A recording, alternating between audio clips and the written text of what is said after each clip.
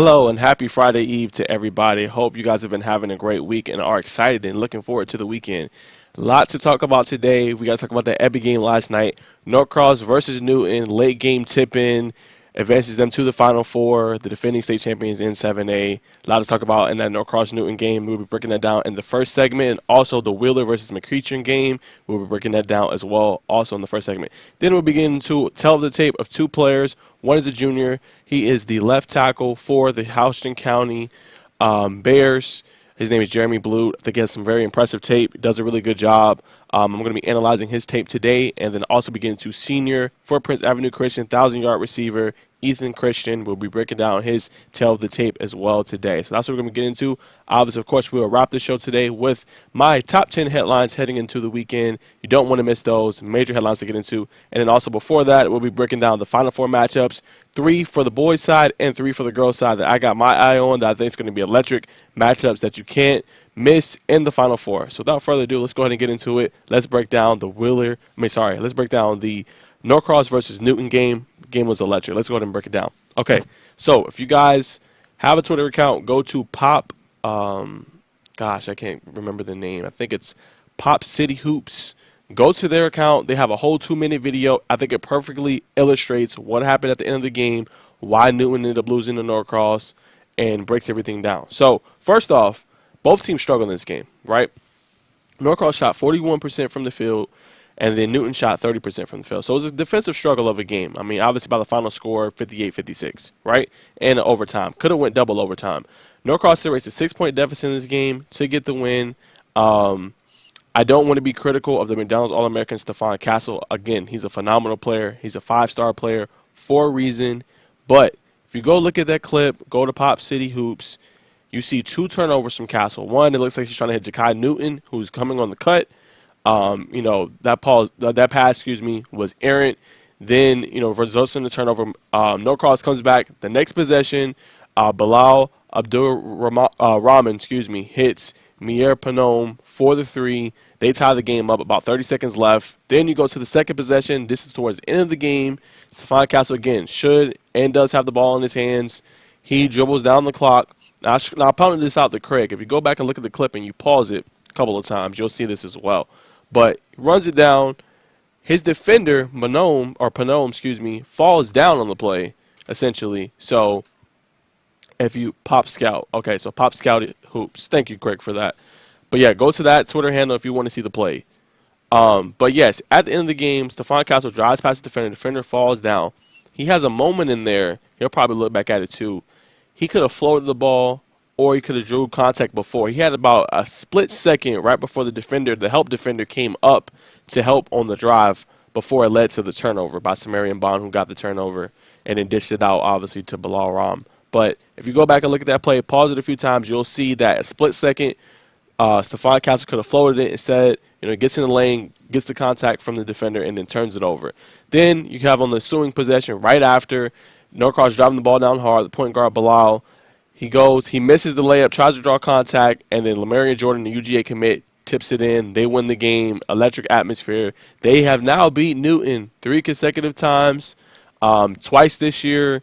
They played again last year in the semifinal. They beat them by 3 points. So, again, I think it's what we talked about on our show Tuesday, Underrated and Overlooked podcast. These electric kind of matchups, you want to see them in the Final Four, right?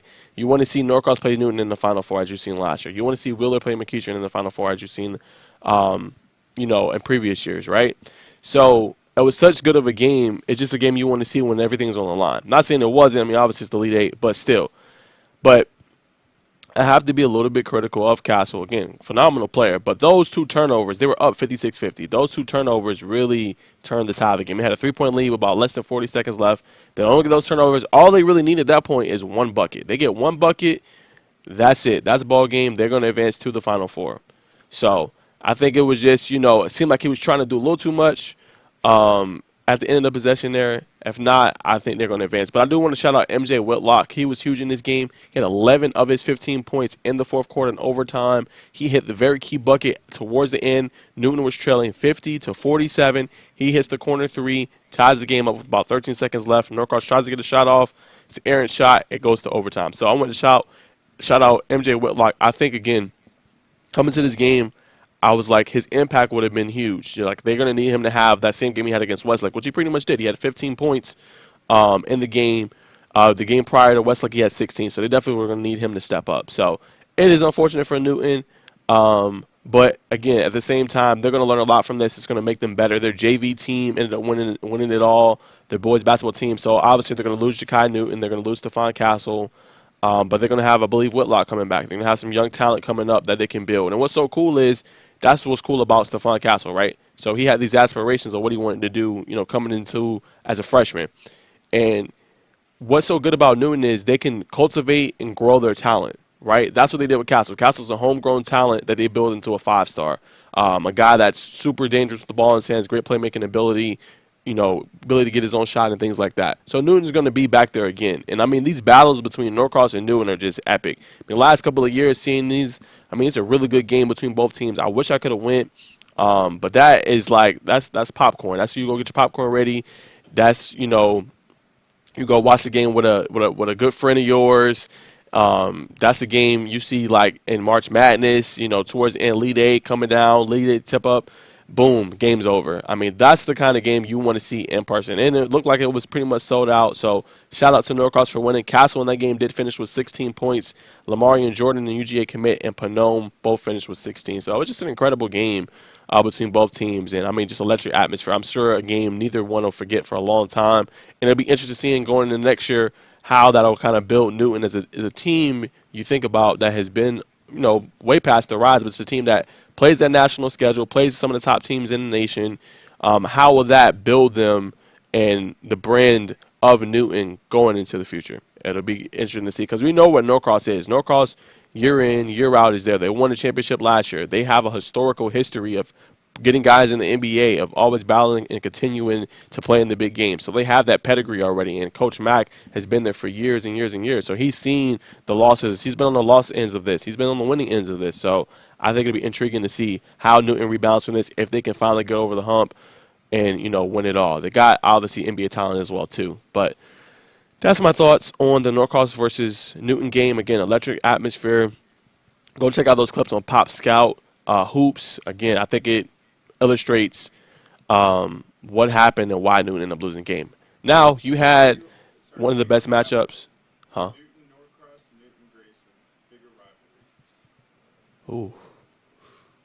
I'm going to go Newton, Norcross. I think even though, like, Newton and Grayson are in the same region, they see each other more. I think this the last few years, just if you go look at the point differential versus Newton playing Grayson and versus Newton playing Norcross, I mean, it's like splitting hairs. Like, you got tight games all the time.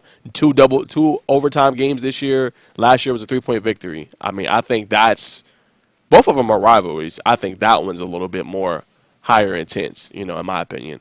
But, yeah, great point, Craig. But, yes, going to Wheeler versus McEachern, great game. Me and Craig talked about it on our podcast, Underrated and Overlooked. Go to YouTube, see the full page. We talked to McEachern head coach Tremaine Ankrum also prior to the game last night. And they have a great team. They do. But Wheeler, again, I thought the keys to the game would be, can they slow down Arrington Page, USC commit, along with Isaiah Collier, USC commit, And Collier finishing this game with 24 points for the Wildcats.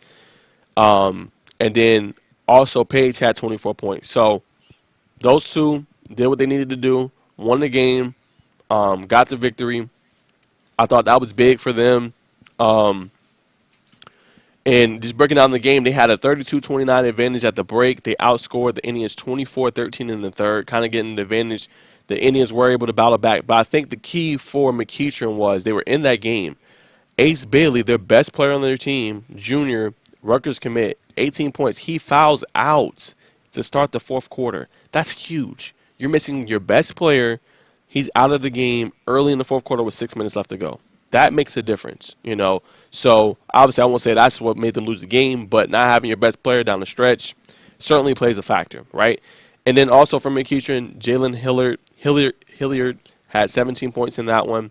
And then Jamichael Davis had 13 points, 11, which came in the second half. So, like I said, for McEachern, I think it's tough to win without your best player being available. Again, he's just too valuable. He does everything. He plays both ends of the floor. He tries to guard the best player. I think all that is huge.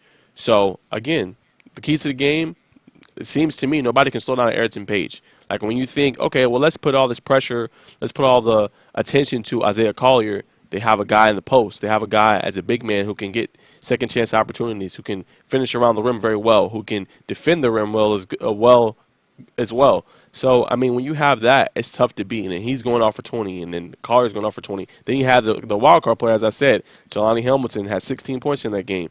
So I just think they have three players. They have a whole team, but they have three players that can get at you, and that's tough to defend because you may can take out their two players, but then Jelani Hamilton can still go off for like 25, 30 plus points, and that'd be the difference in the game. So that's what's key. You'll see, I think, even in high school, like you might see one or two players that are good. Divas takes them out the game, they're done for.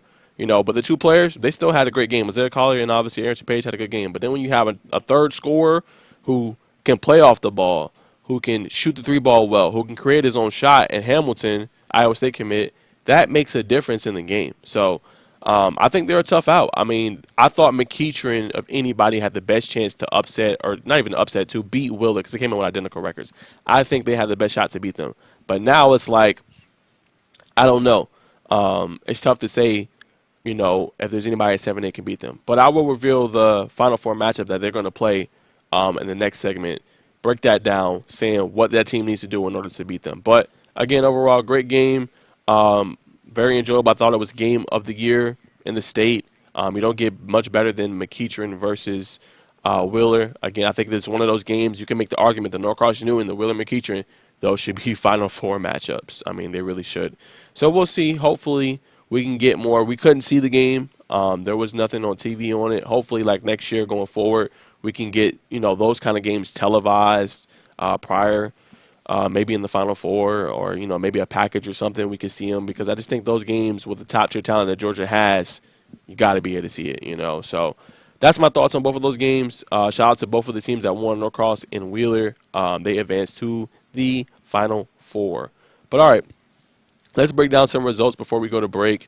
Let's break down some Elite Eight matchups that happened this past week, Tuesday and Wednesday, that just stood out to me. You had Cherokee beating Carrollton out there in 7A. They advanced to the Final Four for the first time since 1982. They beat a really good team against Carrollton, 70-66. They held a 38-34 slim lead at halftime.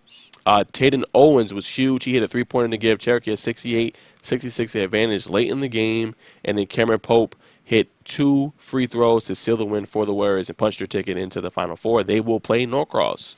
That should be a really interesting game. And then in 6A, you had Lee County beating Blessed Trinity. Huge game there. They get the 4-point victory on the road. Christian Brown was their leading scorer with 17 points. Sophomore Usman Chroma and Josiah Parker both had 10 points apiece. And then Brickham Rogers was huge for Blessed Trinity. He had 24 points in that game. Very huge. They will face Lanier in the next round. And then this game I thought was really good. I got to give a shout out to Brandon Reichsteiner. He had 21 points in this game. He had, if you go look at the clips of the play, he had a great drive late. He gets into the hole in the basket, nice spin move. He puts on the defender, gets fouled, hits the game-winning free throw, gives him a 1-point advantage, I think with a couple seconds left. And then St. Pius went down, couldn't get the score. But I thought the atmosphere there was great if you go back and look at some of the highlights and the clips. And then he had a great game. He's their best player. Some even say the best player in their history at Etowah. Him having the 21 points was huge. And the senior Mason Etter added 16 points. So great win for Etowah on the road. They advance. They keep marching on to the Final Four. Then in 4A for the boys, Pace Academy get a blowout victory against Baldwin. They improved to 23-7. They're going to face Westover in the next round. McDonough, just couldn't, kind of ran out of gas. I think they lost 66-57. Just my quick thoughts on them. It's tough, man. When you don't have one of your best players, Davion Thomas, playing, it's certainly tough to win those kind of games on the road. And I think Craig brought up a really great point. When they got in the region tournament, and I've been to one of their games, their home atmosphere, is very electric at Mandana. I can say that. They played Pace Academy in the region earlier this year. The home environment is something different. And I think when Craig mentioned them getting the 3 seed instead of that 1 seed, I think Lovett had got the 1 seed, Pace Academy got the 2. It's tough to win on the road. And then you couple that with you don't have your best player, you're banged up. But I think Coach William Thomas does a great job with that group. They'll be back, but they're going to lose a lot of their seniors. They're not going to have De'Avion Thomas next year. They're not going to have Amon McDowell next year. They're not going to have Avonte Nichols next year. So really next year, it's going to be Keenan Gray's team. And it's going to be interesting to see. Obviously, he has his son, who's a sophomore. He'll be junior next year. What step will he take forward next year? Being the big man, being one of their tallest players they have on the team because they're a very guard-oriented team. What steps will he take forward next year? And then what young players are going to take that step forward and be able to come into the fro as kind of De'Avion Thomas did when he was younger, getting his first starting minutes, making that big impact, winning Player of the Year, Region Player of the Year. What would be the player that would be a step up from McDonald? That would be an interesting story to see next season. But keeping it going, N4A, Fayette County gets a win against Woodland Stockbridge, 83-71. Fayette County had a 21-20 lead, but it disappeared at halftime. 39-35, they were down. Their offensive firepower kind of came from Sean Van Dorn, who had 21 points, Keith Gillespie with 20, and RJ Kennedy with 19. So great game from them. And then Woodland's Kyrie Brown had 24 points. So they were going back and forth, but to have 3 scores with nearly 20 points is huge for Fayette County, why they won the game. Now, 3A, this was a really good game. Cedar Grove, Long County, this went to double overtime, 94-91 victory. They were able to outlast them. How it happened, how it went down. Long County scored 3 points in a 4-second span. Then following a free throw from Keyshawn Smith, to lead 80-78 with 8.8 seconds left. Put back by Nathaniel Lloyd, tied the game at 80. Cedar Grove went on to take a 90-82 advantage on the 8-0 run in the double overtime. It was capped off by a dunk by Emmanuel Green. And then Long County Zy Holt scored with 10 seconds left to cut the lead, 93-91 to make it interesting. But Jalen Adside brought the score to the final tally after a foul and converting 1 of 2 of his free throws. So, again, superstar, as I'm going to call him now going forward, E.J. Colson, who plays football too, really great quarterback. I told you guys a couple of weeks ago, one of the top 5 quarterbacks, I think, in the 2025 class, maybe even top 3.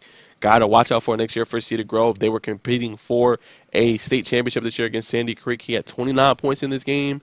Leading score, phenomenal. Again, guy's a superstar. Adside had 21 points, and Manny Green had 16 for them. Then you had Christian Green for Long County with 29 points as well, matching Colson. Jamel Brimlett scored 19, and then Cameron Rosa had 12 points. And then keeping it going in 3A, Sandy Creek moves on. They beat Johnson Savannah 56-50. Let's see.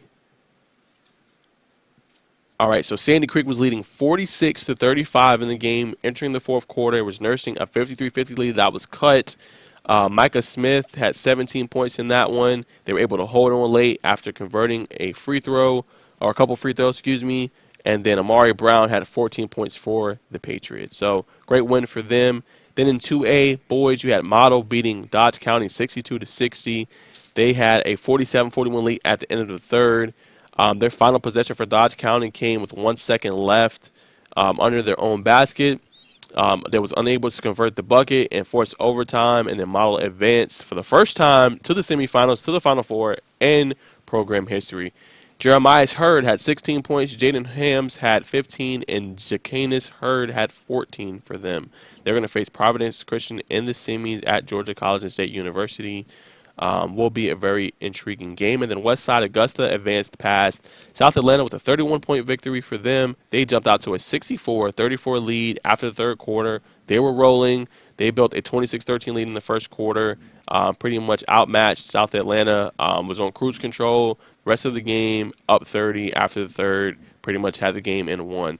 Then you had Swainsboro, 70-55 against Athens Christian.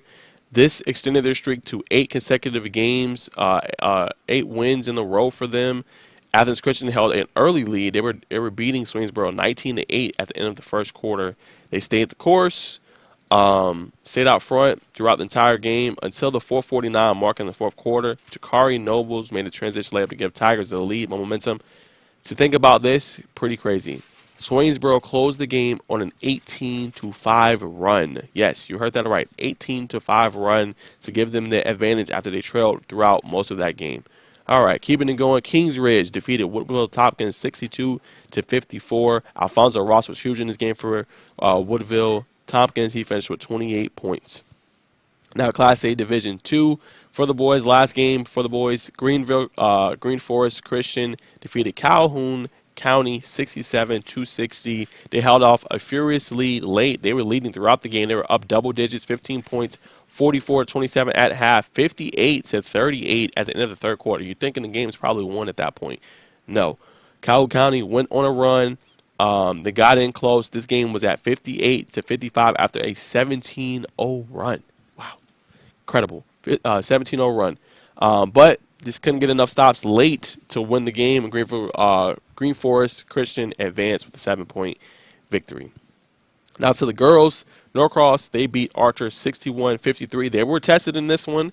Norcross trailed 45-43 heading into the fourth quarter. They were able to get it going, scoring 15 in the fourth quarter. So great win for them. They keeping it going. For I might be saying her name wrong, but Vernai Charlton had 18 points and 9 rebounds, and then Janai Atkins had 15 points.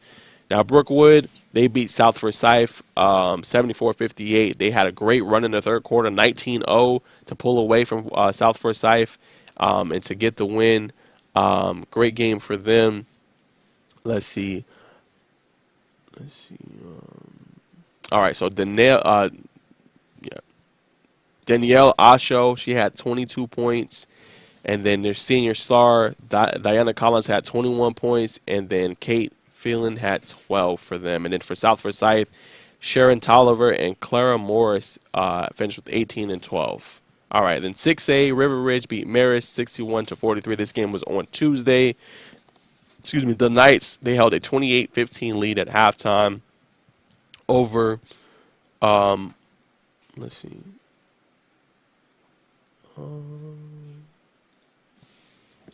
Okay, sorry, y'all. So, yes, River Ridge, they used a 15-8 run late in the third quarter to pull away in the game. Sophomore Caleb Cleveland finished with 17 points and 9 rebounds. Freshman star Katie Harpring, 23 points and 7 rebounds from Marist. Again, I talked to Marist earlier this year. I probably will talk to the coach next year, Kim Hickson. She was a great guest. To see them get this far with having so much young talent and having to cultivate that, I thought she did a great job. Them getting all the way to an Elite Eight, I thought was big. That is going to be great teaching points for her next season as her group gets more experience after having this run to the Elite Eight, competing against, again, one of the better teams in the state in River Ridge, regardless of classification, in my opinion. That's going to go a long way. Now, you might look at the score, oh, it's an 18-point victory, but that's going to go a long way in what Kim Hickson wants to build for a team that won it all the year prior, moved up classification. That's going to go a lot for her very young team. So watch out for them next season. That'll be interesting. And then Lovejoy, they're continuing to roll. They got a 79-34 victory against Gainesville. They used a 25-9 run in the second quarter to seize momentum. Never trailed in the game. Had it all going. Lovejoy, defending state champions, are doing their thing, and they're back in the Final Four. So they are right in contention for a state title. Certainly won't be easy. They will be playing some of the best competition now, but great victory for them. Jackson Atlanta beat Union Grove 54-47. They broke the halftime top with a 14-4 run in the third quarter to kind of break the game open. They were led by Talia Cornish, who had 17 points, and then junior Shakira Gresham, she had 16. And then for the Jaguars, Union Grove, Leah Weaver had 10, and then junior Maya Whitehead scored 7. For Calhoun, they beat Arabia Mountain, 62-52. Shania Dorsey, she had 24 points in this, 9 rebounds, and near double-double for her. Great game for her. And then for the Jackets, also got 10 points apiece from their guards, Britia Curtis, a senior, and Kat Athaya, a junior. And then for Arabia Mountain, their freshman guard, Lauren Chavez, she scored 16 points, and junior guard Malaya Jones scored 12. Baldwin defeated Luella. Very big result here, 58-51. They handed Luella its first loss within the classification this season, halted their return to the semifinals. They built a 25-24 lead at a half. They were led by Janai Walker's 23 points and 15 rebounds. Phenomenal game for her. Stepped up in one of the biggest games of her life. Madison Ruff had 15 points, 6 boards, and 4 assists. They keep rolling. Baldwin having a phenomenal season. Hardaway beat Northwest Whitfield 48-42. They held a 34 lead until the fourth quarter. They get their 11th straight victory to keep marching on to the Final Four. Lumpkin County, defending state champion, they beat Cross Creek 63-48. Mary Mullinox 5'10", shooting forward. She had 20 points to lead the Indians, and the senior guard Lexi Pierce scored 19. So again, they have a phenomenal team. I think Lumpkin County is on that collision course to win it all. Now another team that's having a phenomenal kind of year is Hebron Christian. They have not lost a game, 10-0 in their region, 30-0 overall. They blew out Mary Parsons 98-25.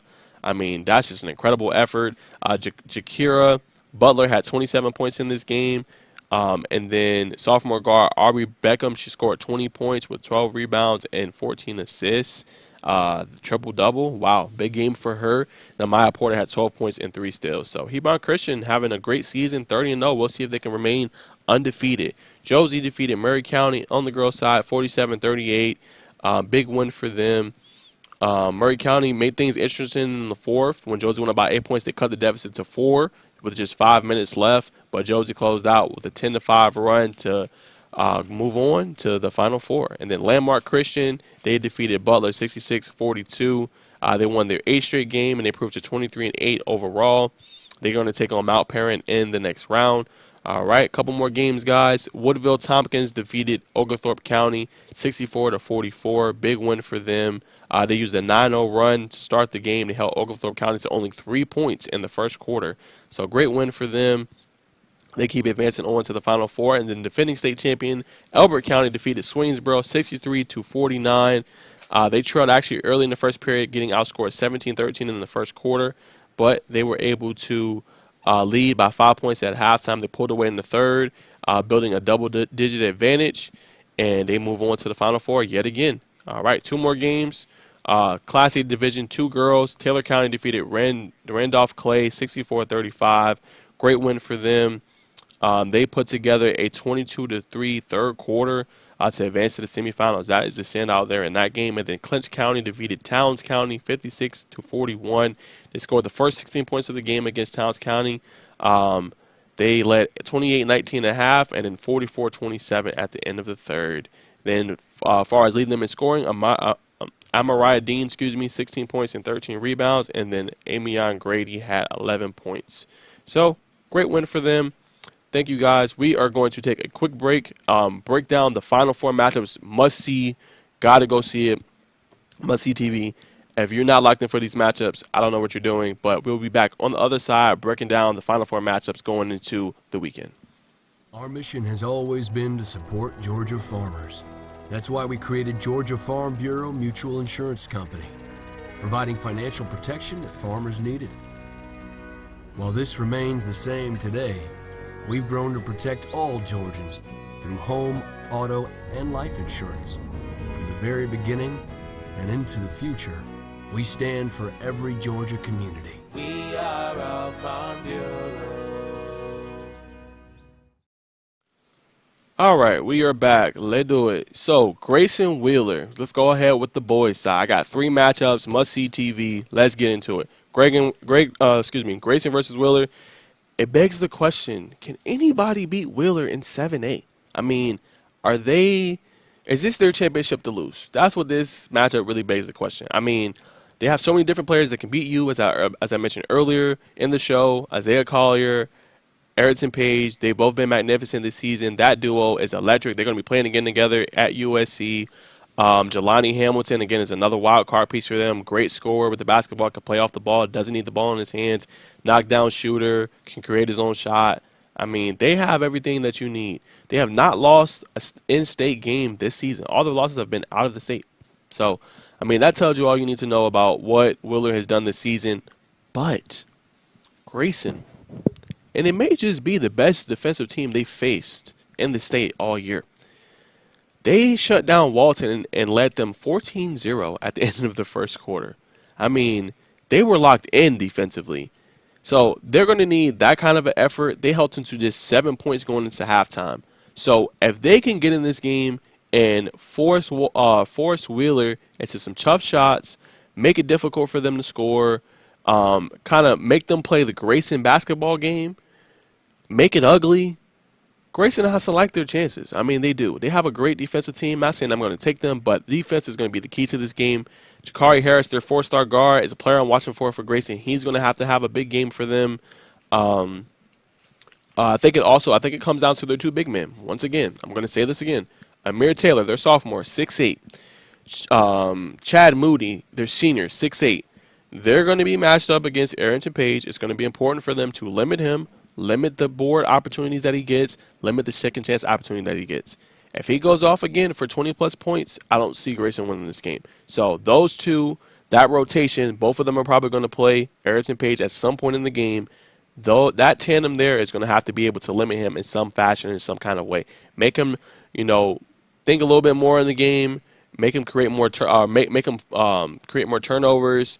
Things like that are going to be really the key factors. But if Grayson can come in locked in again defensively like that, like they did against Walton, they got to like their chances. So that's going to be the key factors of what I'm looking for. And you can't forget Colin Fox, as Coach Jeffrey Pierce says, always gives maximum effort, brings that kind of sort of it factor, holds his teammates accountable. They respect him.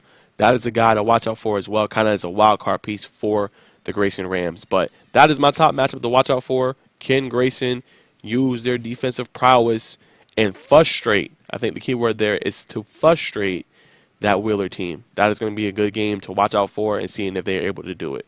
Now, number 2, I think Westover Pace Academy out there in 4A.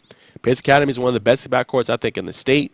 Eric Chatfield and Kyle Green both have been having a phenomenal season. They are young and they're only getting better. I think Chatfield is a sophomore. Green is a senior. They're going to be able to build on whatever momentum they've had from this season to continue to build on that and going into next year. They got one of the best coaches in the country, I think, in Sharman White. He coaches Team USA. He's won championships before. Pace Academy at Miller Grove. He's a phenomenal coach, just phenomenal. So they got what they need in order to win it again. Westover is back in the semifinals after they defeated McDonough last year to punch their ticket to the championship game last year. Kamari Harris, a player to watch out for in this one. Excuse me, he's averaging 15 points a game for Westover, and then Kavon Johnson's averaging 12.9.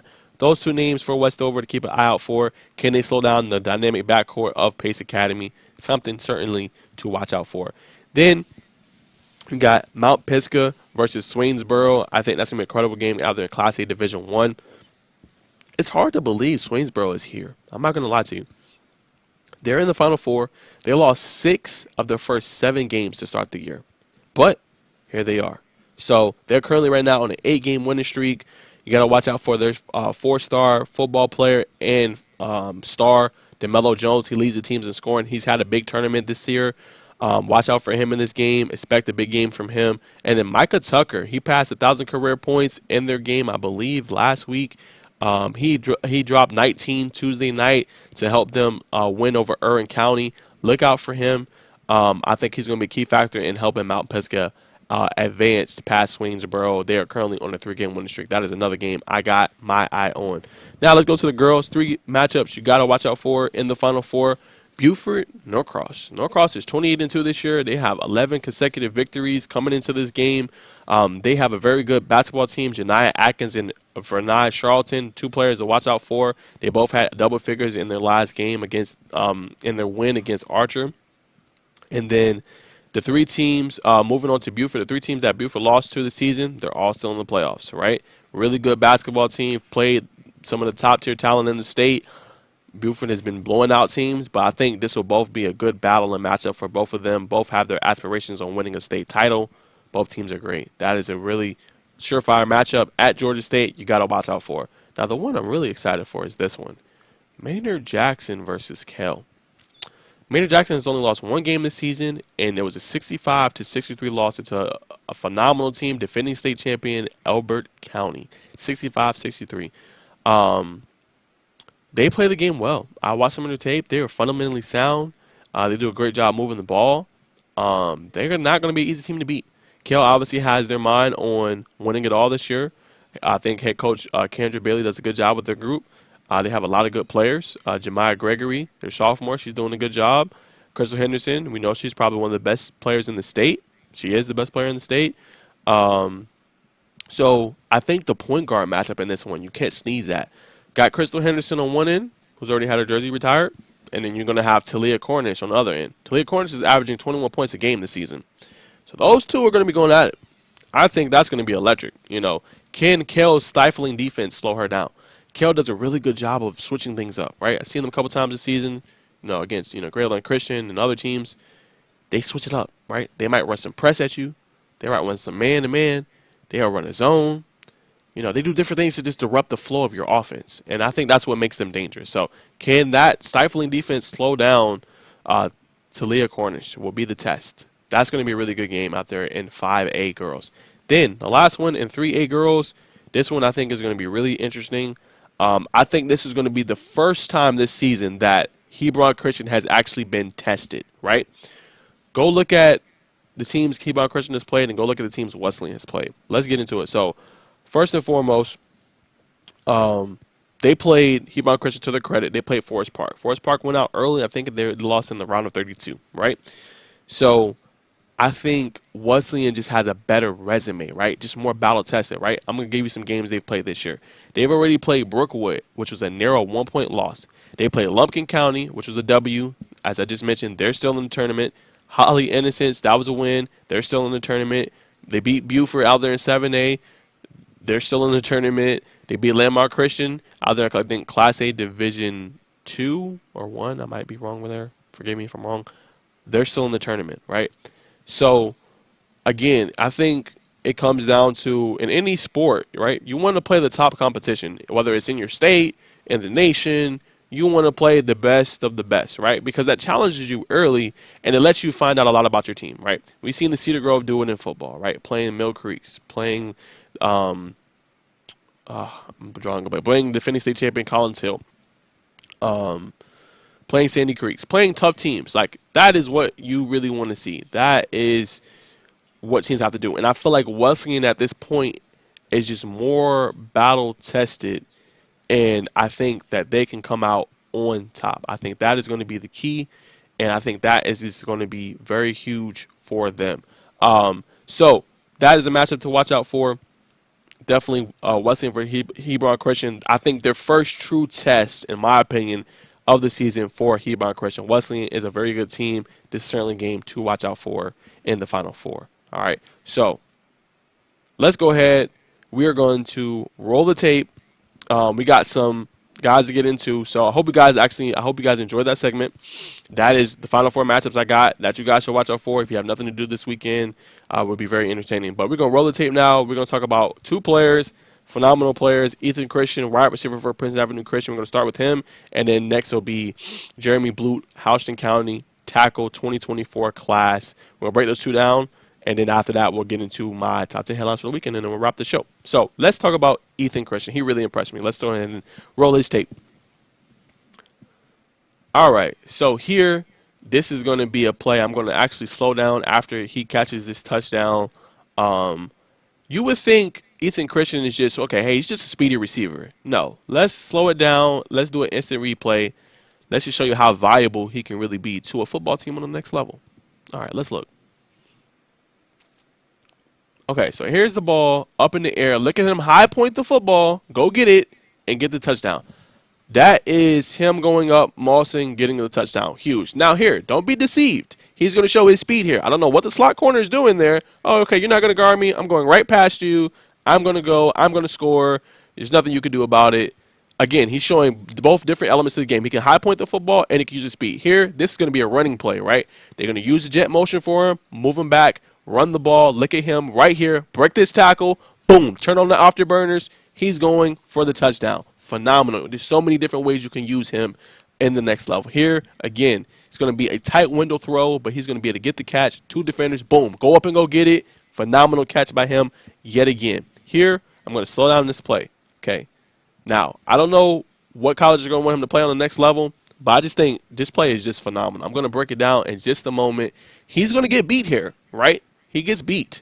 Now, there's only a couple players you're going to see make this kind of play. Caleb Downs is one of them. One of the top players in the state you see make the same similar play in a big playoff game. Here, as you can see, he's beat, right? But look at his awareness. He's going to look and see, oh, I'm beat. This could be a touchdown. No, this is not a touchdown. I'm going to take the ball from you, rip it out.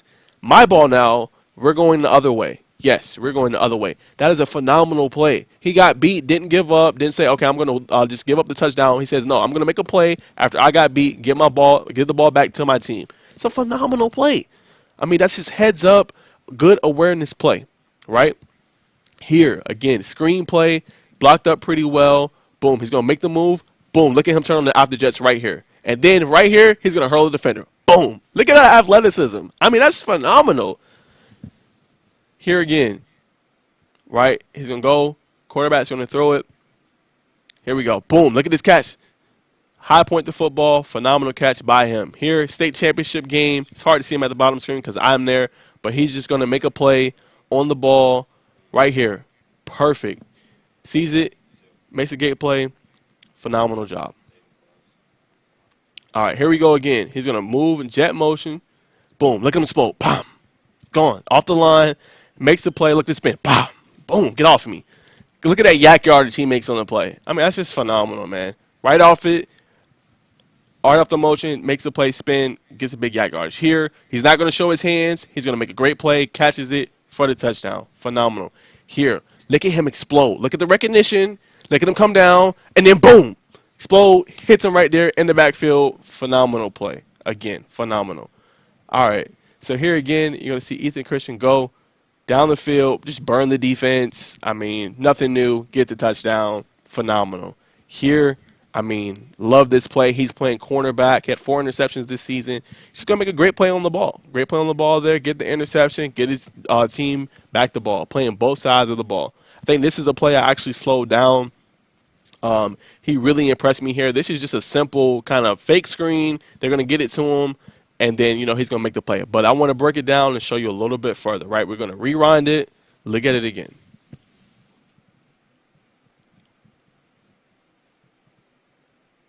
All right, let's fully break this down. Now, look at this now. Again, it's going to be a fake screen. Right? You're going to see it. Fake screen. Boom. He's going to keep going. Now, look at this. Look at the play he makes. Boom. Freezes the defender rear. I'm going to put my head down, and I'm going to drive you all the way to the end zone for the touchdown. Come on, man. That's just incredible. Can't coach that any better. Here, love this play. He's just going to make a play. This is cover 3. You're going to see the safety right there. He's going to pretty much throw himself open, get himself open so the quarterback has a window to throw it to him. I mean, a phenomenal play. Here again, in coverage, doesn't matter. High points the football, go gets it yet again. Here again, in the red zone, team is trying to score. He's going to make a play. Boom, interception. Right back to his offense. Phenomenal play. Boom. Here again, I mean, just high points the football, burns the defender, easy touchdown. Easy money all day long. This is what he does. Here, boom.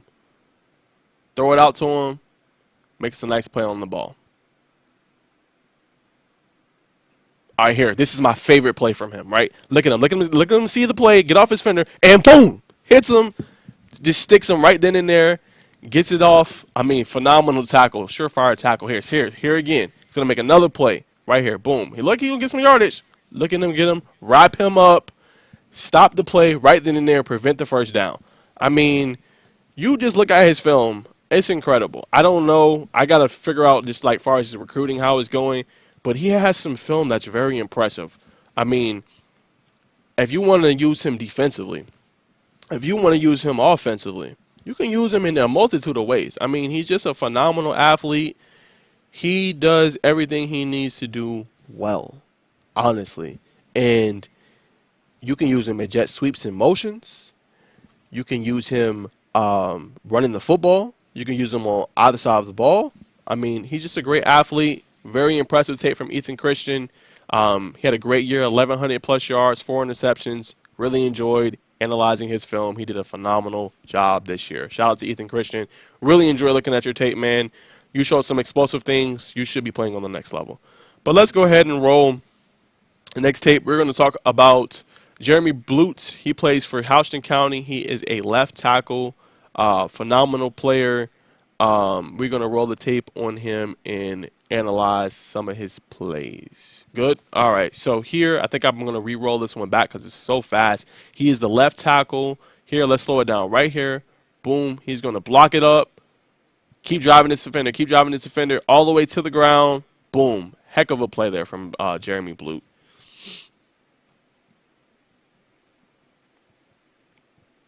All right. Here again, I really like this play. This is going to be a blitz. Boom, here he comes. Look at him block it up, finish the block, take him all the way down to the ground, right? We're going to slow it down so you guys can see it because it is a little bit hard to see. We're going to rewind it, go right back to the play because it's hard to see. So here is the defender right here. This is your slot corner, maybe your safety. He's going to come up, right? This is a blitz.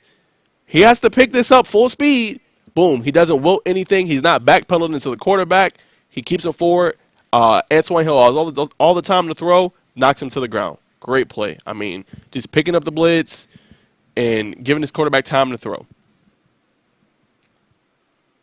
All right, here again. Boom. Just going to block it up real good, drive his defender right to the ground once again. I mean, he just does a great job finishing his blocks, giving his QB time to throw.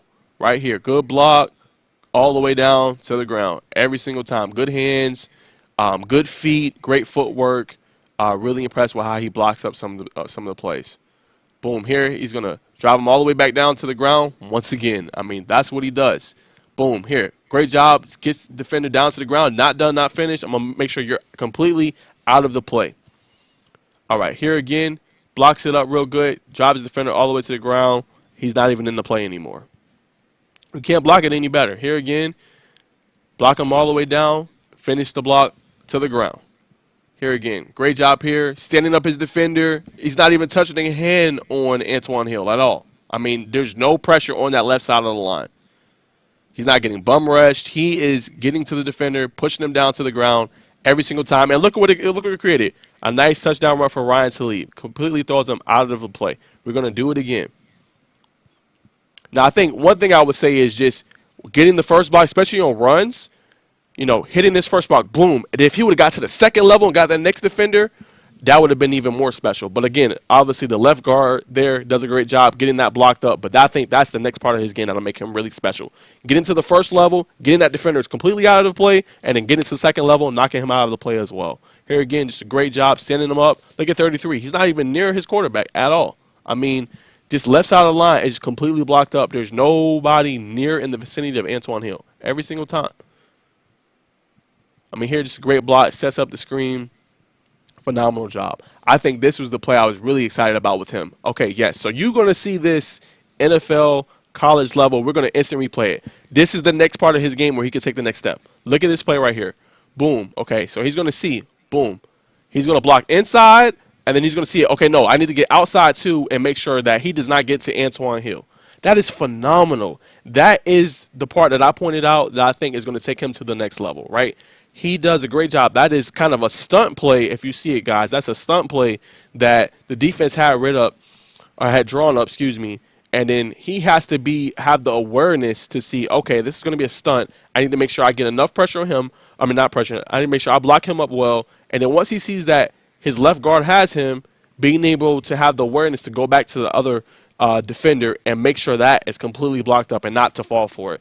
That's great. That's going to be what takes him to get more offers next season. He has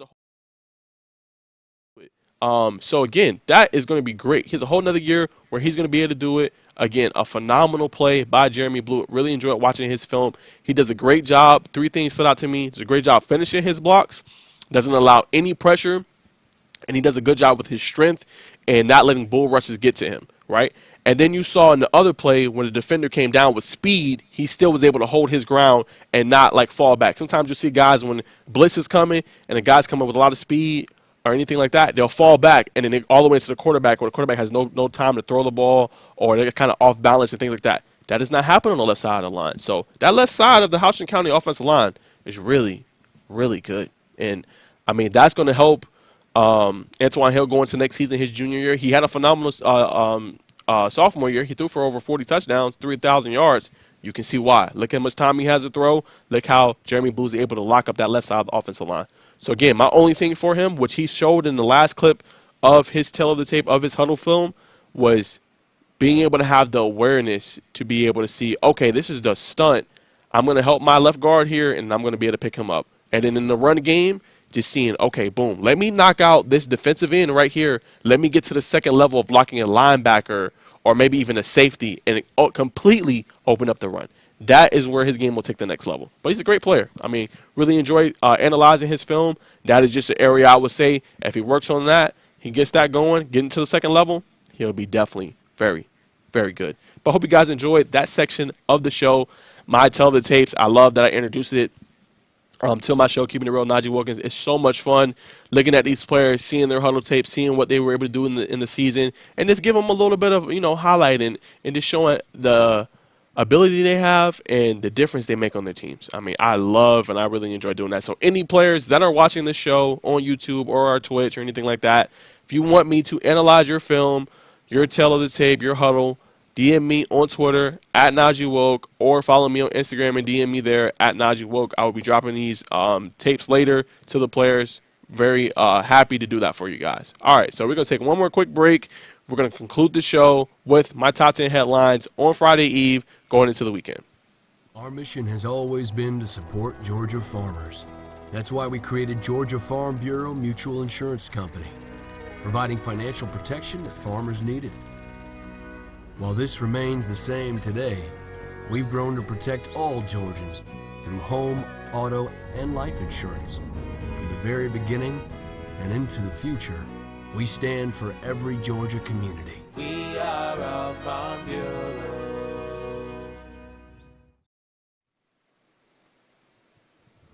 All right, sorry about that, guys. We are back. All right, let's go ahead and wrap up the show for today. My top 10 headlines going into the weekend. You don't want to miss it. A lot of fun here. Let's go ahead and get into it. Let's see and pull it up. All right, number one. I talked about the game. Norcross wins an absolute thriller at the end. That is my top 10 headline. One of my top 10 headlines going into the weekend. They get their third consecutive win against Newton, their second consecutive win in the playoffs against them. That is, as Craig just asked me on the show, which rivalry is better, Norcross Newton or Grayson versus Newton? I think Norcross Newton, hands down, is one of the best rivalries in the sport right now. Definitely. So, yeah, I got to give them credit. That is my top 10 headline. Norcross wins another one. They are advancing on and try to defend their title. Shout out to them. And then Johnson Savannah, even though they lost in the Elite Eight, Josh Quarterman, I was recognized before their game, 1,000 career points. Shout out to him. That is a phenomenal feat. He's a great player for them. Definitely a great accomplishment and accolade to add to his plate and his name. But, man, number 3, Craig, gosh, I wish I could have revealed this. Like, we got to get to a point, Craig, where if we know news, like, we got to be able to break it. Like that, I just hate having to hold things in. And now it's already official. Me and you knew this, when was the national championship game? In January, right? Yeah, me and you knew this then. I wish we could have revealed that then. But number 3 is Kyle Vaca is a Kel Longhorn. Me and you already knew this. I wish we could have broke the news. That would have been incredible. But think about how electric that offense is about to be. I mean, Peyton Zachary, who just got a Georgia offer, a stud, a great slot receiver. Just get the ball in his hands. Just a playmaker. Just get the ball in his hands. It's over with. And then I analyzed Kyle Vaca's film a few weeks ago. Just great straight line speed, great route running ability, good footwork. You add that into that Peyton Zachary as well, and then Bryce Clavin another year under his belt, and then second year under Bobby May. Man, I mean, that offense is going to be something special. I mean, that is a storyline to watch out for going into the 2023 season. That is going to be a lot of fun to watch. We're also going to have them in our Corky Kell. I believe it is Wednesday. I think they're going to play Johns Creek, Craig. Am I right about that? Yeah, they play Johns Creek.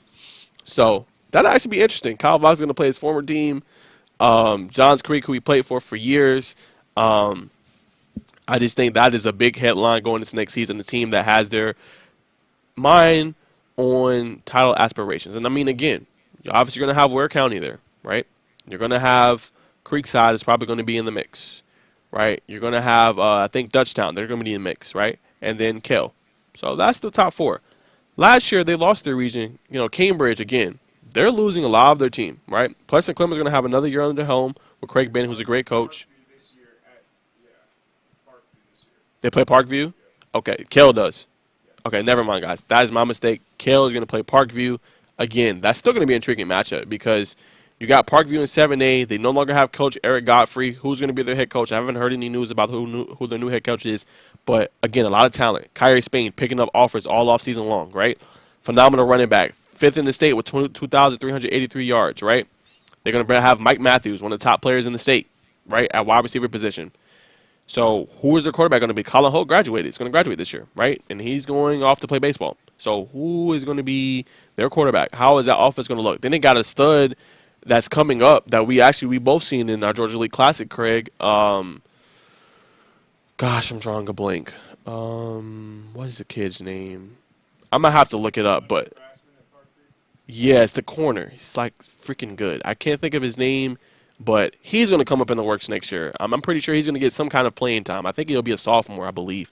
But then they still have 4-star Jalen Crawford, right? So that's going to be really intriguing matchup in the season opener, I think. But I digress.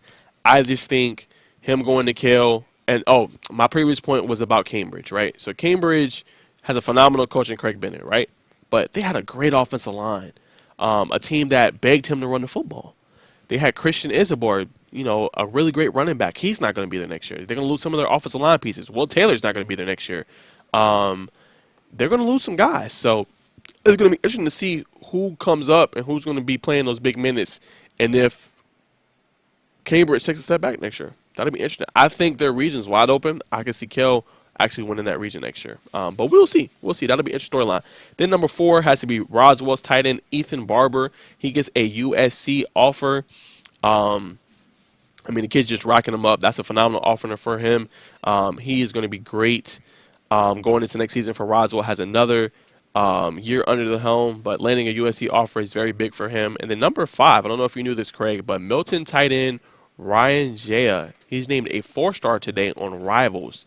Milton is making some moves. I don't know if you've seen him, Craig, but they landed Caleb Bell, a very good defensive lineman, and they landed Caleb Ellis from GAC, also another defensive lineman, and then they landed Tristan Payne as transfers. So Milton is really bolstering that defensive line, and I think that's going to be great depth pieces for them.